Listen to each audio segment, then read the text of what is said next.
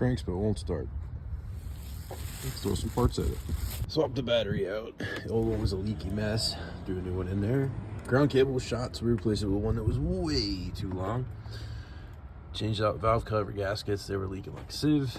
And happened to find, it's a really common problem people find. Got a little, you can see it just up under that PCV hose there. There's a little nipple vacuum leak. So we're gonna try that, start there. Attempt one. Fuel pump primed. And that's what she does. Next we're gonna swap the idle air control valve, which is super easy to get to. 2 Torx screws back here. As you can see, the old one's really caked up with carbon. It's also got a rattle to it, so I'm hoping this is our problem. Attempt 2. Primed.